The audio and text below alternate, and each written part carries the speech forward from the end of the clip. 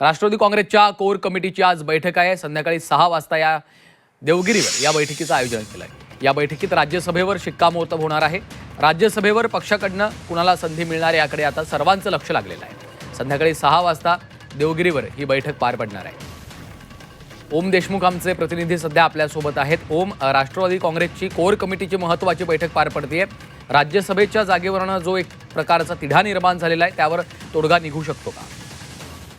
पण खरं तर सगळ्यात महत्वाचा मुद्दा म्हणजे राष्ट्रवादी काँग्रेससमोर जे काही आव्हानं आहेत त्यामधलं हा एक आव्हान असणार आहे की राज्यसभेच्या पोटनिवडणुकीमध्ये नेमकी उमेदवारी कोणाला द्यायची।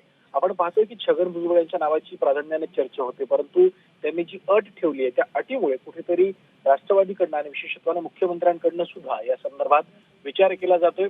उद्या खरं तर अर्ज भरायची तारीख आहे, त्यामुळे छगन भुजबळ यांनी ठेवलेल्या अटीच्या पार्श्वभूमीवरती राष्ट्रवादीच्या कोर कमिटीच्या बैठकीत नेमकी काय चर्चा होते, मुख्यमंत्र्यांकडनं काही सिग्नल राष्ट्रवादीला दिला गेलाय का किंवा या संदर्भात नेमका काही निर्णय झालाय का, आणि या निर्णया अखेर भुजबळांची नेमकी या सगळ्या संदर्भातली भूमिका काय असणार आहे हे देखील पाहणं महत्वाचं असणार। आपण पाहतोय की राष्ट्रवादीच्या ज्येष्ठ नेत्यांमध्ये काही प्रमाणात नाराजी आहे, त्यामुळे जर या निवडणुकीमध्ये भुजबळांना डावललं गेलं, त्यांची अट जी आहे ती नामंजूर जर करण्यात आली तर भुजबळांची देखील नाराजी पक्षाला सहन करावी लागू शकते। त्यामुळे या सगळ्या गोष्टींच्या पार्श्वभूमीवरती आणि मुख्यमंत्र्यांची राष्ट्रवादीच्या नेत्यांनी घेतलेल्या भेटीच्या देखील पार्श्वभूमीवरती आज होणारी कोर कमिटीची बैठक अनेक अर्थांनी महत्वाची ठरते।